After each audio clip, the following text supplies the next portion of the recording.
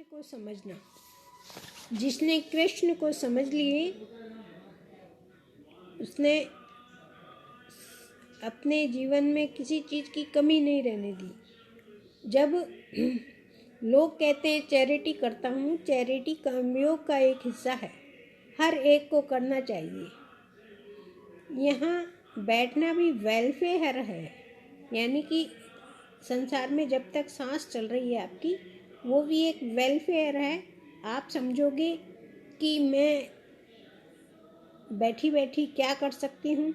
हम बैठे बैठे भी कुछ कर सकते हैं। जिसके हाथ पांव ना हो, जिसके पास धन ना हो, पैसा ना हो, फिर भी वो सब कुछ एक बहुत अच्छी चैरिटी अपने विचारों के द्वारा कर सकता है।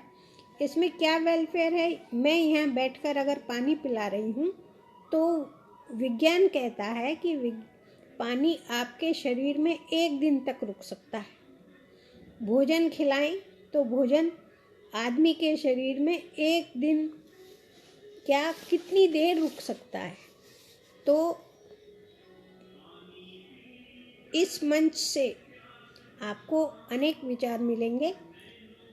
कोई एक अच्छी बात आपके जीवन में अंतिम दिनों तक जो रहे और जब तक आपकी सांस रहे तब तक इस मंच से, इस कथा के द्वारा, जो कथा में से सार है, अगर झूठ बोलने से बचा लिया, क्या इससे बड़ा कोई वेलफेयर हो सकता है?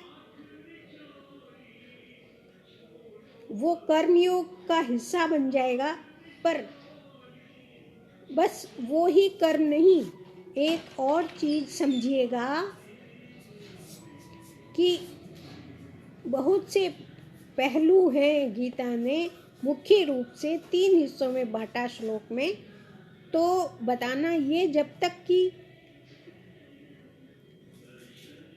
कम नहीं समझेंगे, यानी कर्म को नहीं समझेंगे, तब तक कृष्ण की ये बात कैसे समझ आएगी। अपना कर्म कर, यह समझो कि पहले अपना कर्म, फिर बाद ये छोड़ो कि कर्म और विकर्म और अकर्म। कर्म करने का प्रभाव, विकर्म और अकर्म। कर्म से निवृत्ति अकर्म है और गलत कर्म विकर्म है, और ठीक कर्म ठीक करना कर्म है। जब तक आप ठीक काम नहीं कर सकते, इसका मतलब आप कर्म भी नहीं कर रहे। और ये गीता का सार है कि एक विचार सामान्य कर्म जीव के प्रति होता है। न्यूटन ने कहा, एक क्रिया के बाद प्रतिक्रिया होती है।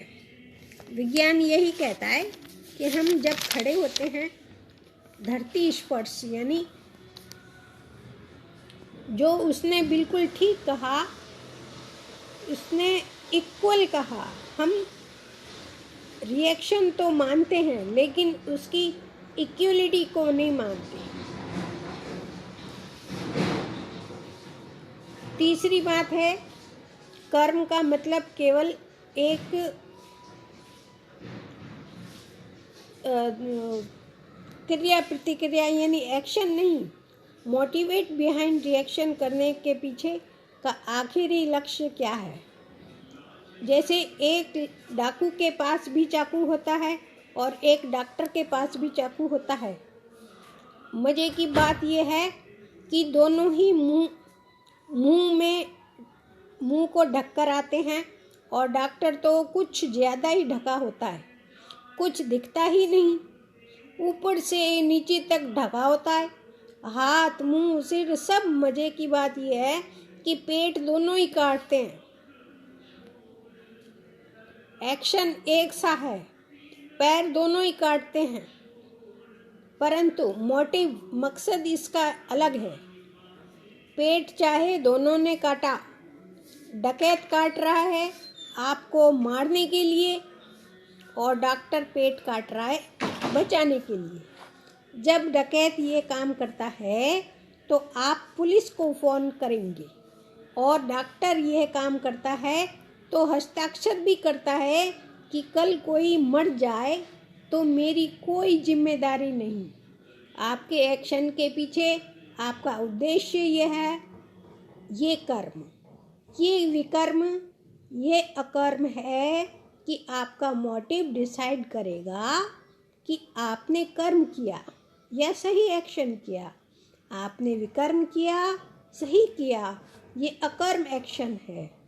वहाँ कर्ता का निमित्त भाव था, किया मैंने, पर वह निमित्त था, मैं इसका भोक्ता नहीं था। तो आपका मोटिव निर्णय करता है।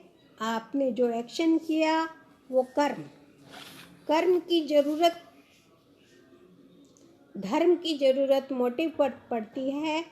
इसलिए कल के बाद आज की जो यह कथा हो रही है, कर्म की बात नहीं, पहले धर्म की बात हुई। धर्म मोटिव, जिसमें आप मोटिव हो और उसमें धैर्य होना चाहिए। मोटिव में सत्य होता है, परोपकार होना चाहिए। धर्म आपके मोटिव के बैलेंस को बनाए रखता है। इसीलिए धर्म के 10 लक्षण होने चाहिए। आपका एक्शन कर्म है। आप कृत्य को क्यों कर रहे हैं? क्योंकि यही कर्म है। धर्म में 10 बातें इस प्रकार होती हैं।